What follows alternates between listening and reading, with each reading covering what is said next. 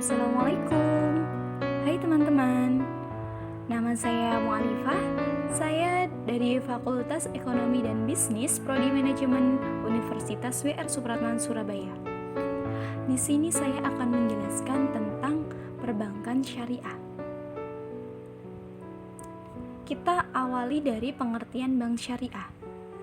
Bank syariah adalah bank yang beroperasi dengan menggunakan prinsip-prinsip yang sesuai dengan syariah Islam. Yang pertama, prohibition of riba, prohibition of gharar, prohibition of maisir. Untuk bentuknya, yaitu bank umum syariah dan bank pembiayaan syariah. Pentingnya sistem perbankan syariah. Yang pertama, kepatuhan terhadap syariat Islam.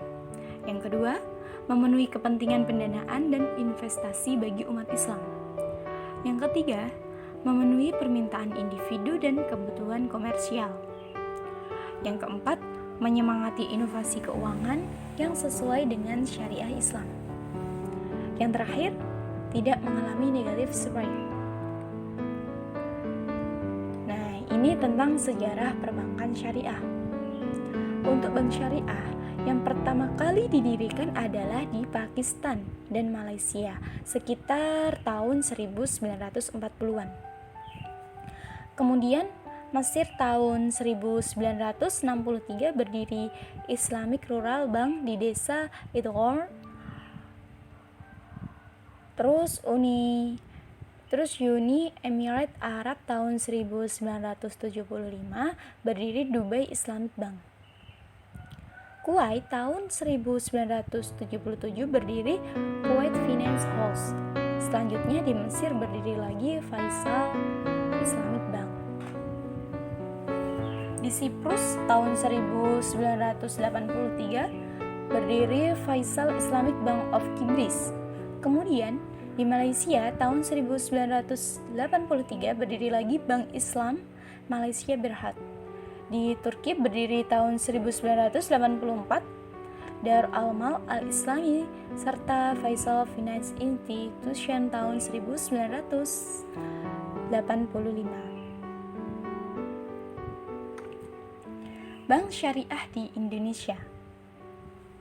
Salah satu pelopor utama dalam perbankan syariah secara nasional adalah Pakistan, di mana pemerintah mengkonversi seluruh sistem perbankan di negaranya menjadi sistem perbankan syariah pada tahun 1985.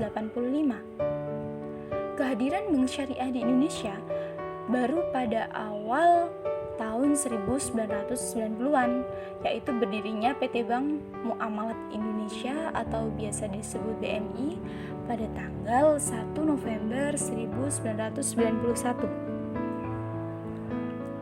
Dan saat ini telah hadir BSM di samping BRI, BNI, Danamon, Niaga, Bukopin, dan lain sebagainya.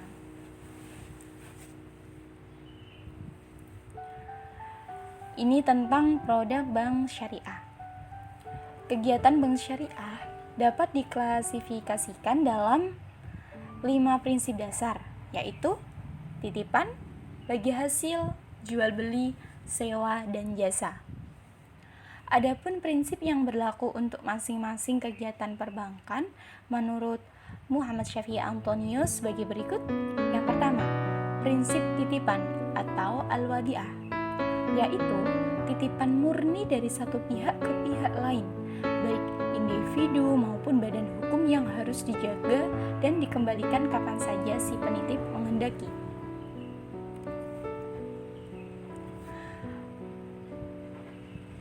Al-wadi'ah yat al-dhamanah, di mana pihak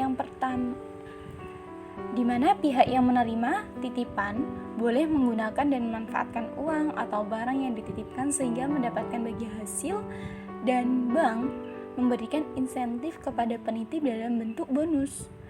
Yang kedua, prinsip bagi hasil atau al-musyarakah, yaitu kerjasama antara dua pihak atau lebih untuk suatu usaha, di mana masing-masing pihak menyediakan dana dengan kesepakatan bahwa keuntungan atau resiko akan ditanggung bersama sesuai kesepakatan.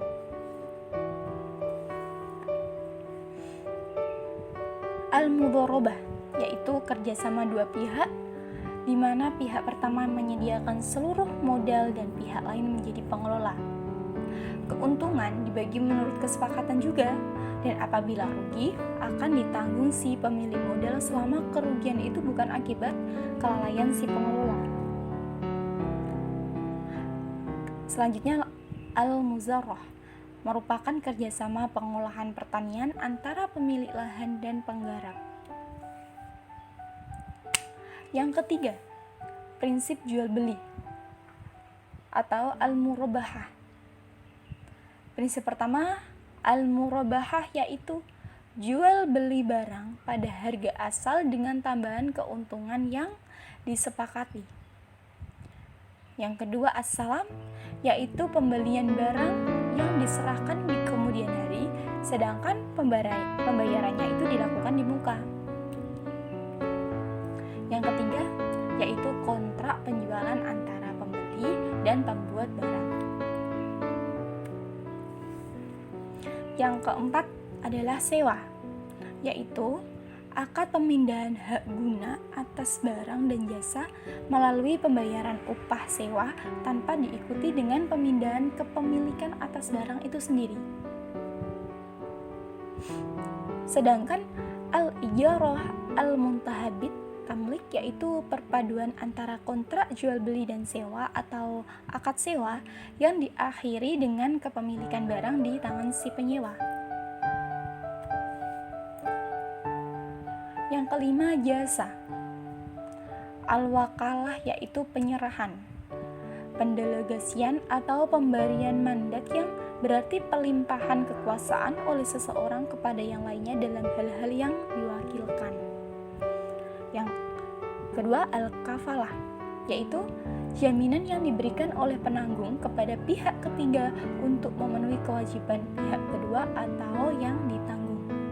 Yang ketiga, al-hawalah, yaitu pengalihan utang dari orang yang berutang kepada orang lain yang wajib menanggungnya.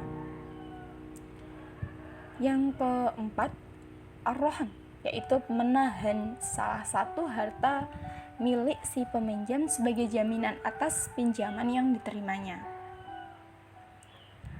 Terus yang kelima, al-qard, yaitu meminjamkan kepada orang lain tanpa mengharapkan imbalan atau keuntungan. Ini adalah posisi bank dan nasabah dalam penghimpunan dana. Wadi'ah, nasabah pemilik titipan, bank penerima titipan. Mudharabah, nasabah pemilik modal atau dana atau disebut sahibul mal, bank pengelola dana atau mudharib.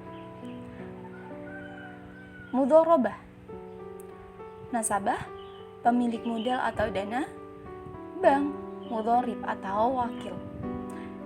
Yang terakhir, qard, nasabah pemberi pinjaman, bank peminjam. Selanjutnya, perbedaan sistem bunga dengan sistem bagi hasil. Untuk hal penentuan besarnya hasil, sistem bunga.